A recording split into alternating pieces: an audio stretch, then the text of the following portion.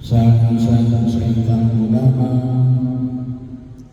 ay gagaling na ang aking alipin. Ito po pinanggalingan ng bahagyo na binabanggit natin tuwing tayo magdiriwang ng misa, personalize sa isang salita mo lamang ay gagaling na ako. Nagbabahayag ko sa elemento at sa sitwasyon sa ating Ebanghelyo. Una, na makita natin na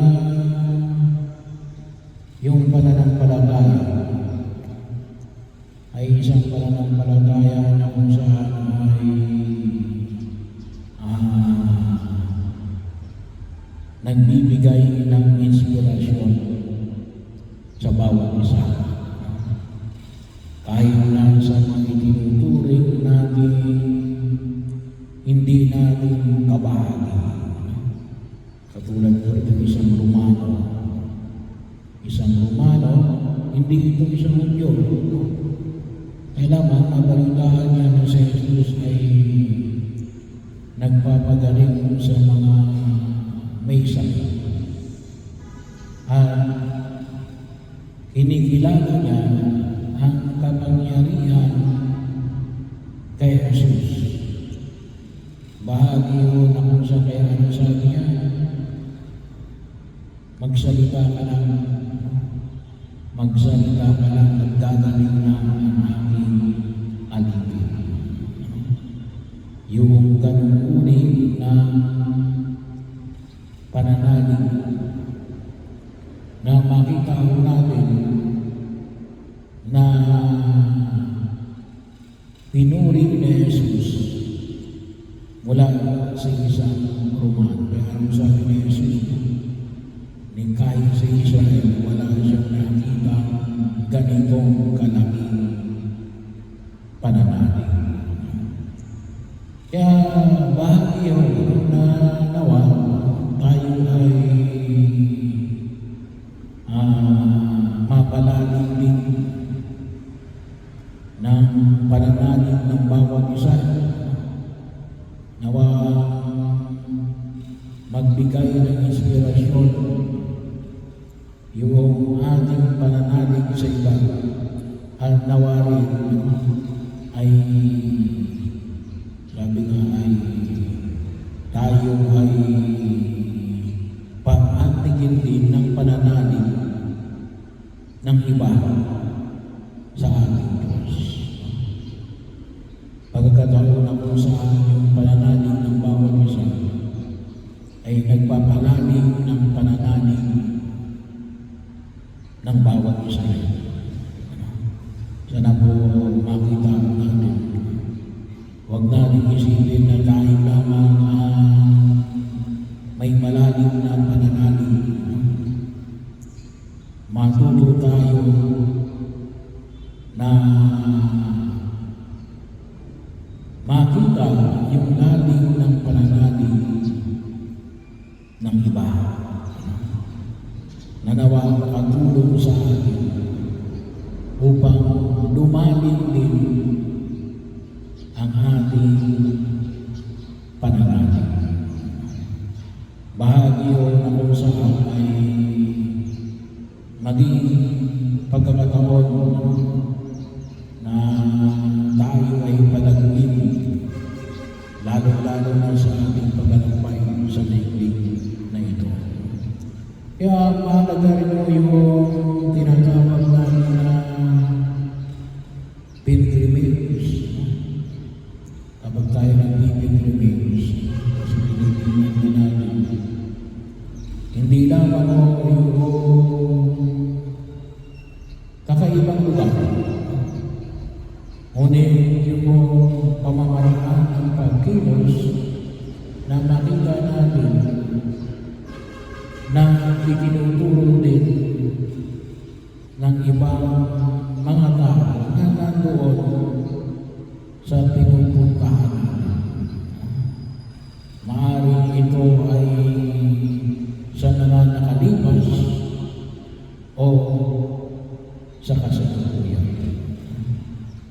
At yun po yung tingnan natin.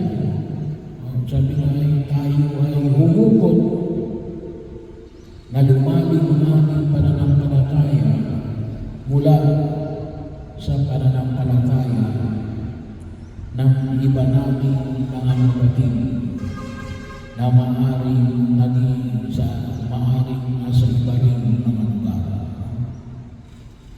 You know, we learn from each other's faith.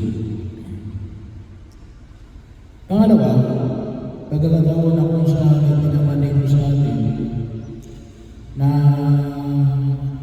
sa ipinahayag ni Jesus na tulad ng pananalig na Romano na ito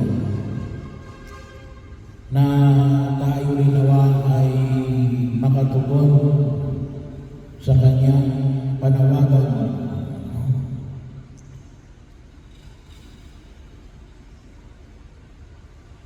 Tulad po ng pagkilos na yung kanyang natutunan na yung kapangyarihan ng salita. Magsalita ka lamang at gagaling na ang aking alipin. Yung ubang salita natin nakagagaling. Bakit? Meron ng salita na sinabi nakasisira. Ingatan natin ang ating salita. Baka yung ating salita ay isang salita naninira. Hindi bumubuo, hindi nagpapagaling. Bahagi ko na kung saan ay inaanayan tayo ng Diyos. Napakakapangyarihan ang salita. Sabi nga ay lalo-lalo na kapag pinag-usapan natin ang salita ng Diyos. Anong sabi nga rito? Two-edged sword.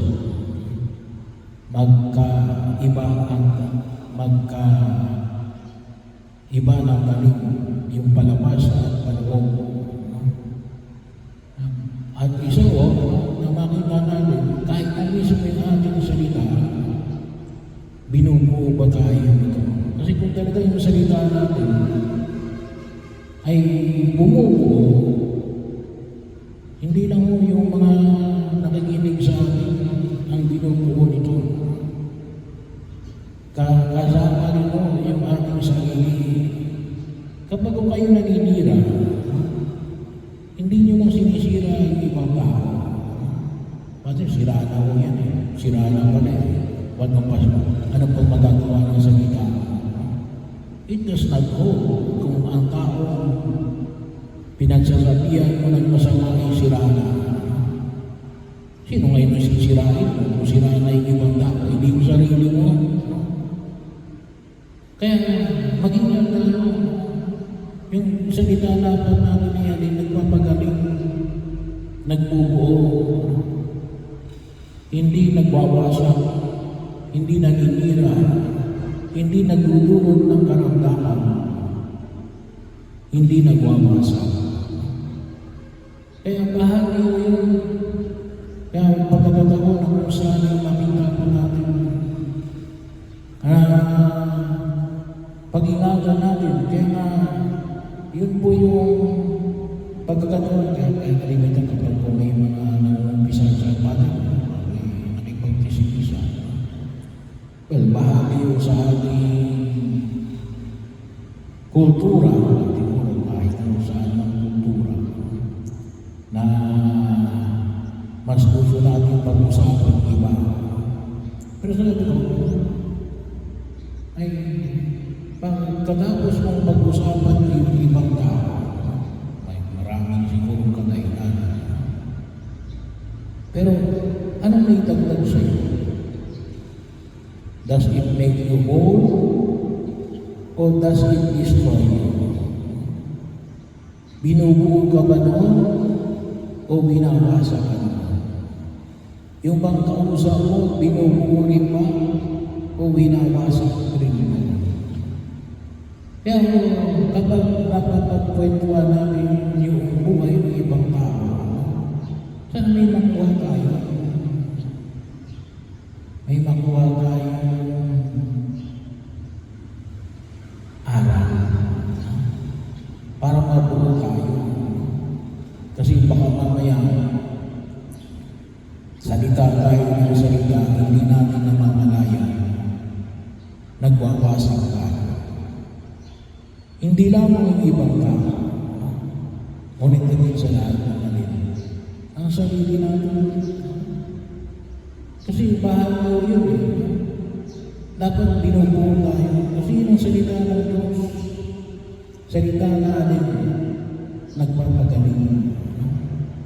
Kaya kung sa tingin natin, yung salita natin, hindi naman magbubuo, tumahimik na lamang tayo.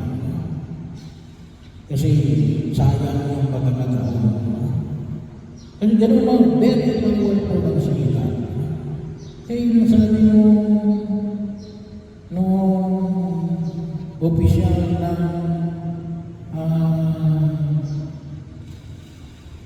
sundalong Romano, at anong sabi, isang salita mo lamang ay gagawin na. Isang salita lang, gagawin na. So yun naman yung makita natin. Kaya bahagi rin mo ng pagkakataon na ano. Una, pag-ingatan natin yung salita nangungutawag sa ating bibig. Pangalawa, ay pag-ingatan natin ang mga salitang naririnig natin. Kahit na kasi may mga taong nagsasalita, pero hindi natin pinapansin. Walang kapangyarihan mo. Bahagi mo yun. Huwag natin hayaan na ang kapangyarihan ng nagsasalitang nagwawasak ay magkaroon ng kapangyarihan sa buhay natin at sa buhay ng mga taong nasa paligid natin. Very destructive po. Very destructive. Kaya pagkakataon na tingnan natin ng ating higit na pagninilay, salita lang yun. Pero doon nagsisimula. Kaya ngayon, lalo na ngayon, sabi nga natin, marami ngayong mga bumubulong sa buhay politika natin. Pero kapag hindi mo na-recheck yan, ay maaaring magdulot yan ng kaguluhan. So, yun na yung hangin na pinapamanin natin. Napakapangyarihan. Hindi lamang ang salita ng Diyos.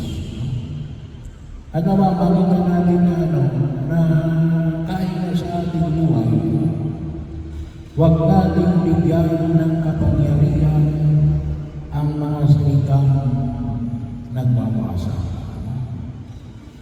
Hingin natin kay Jesus ang salitang nagpapagaling.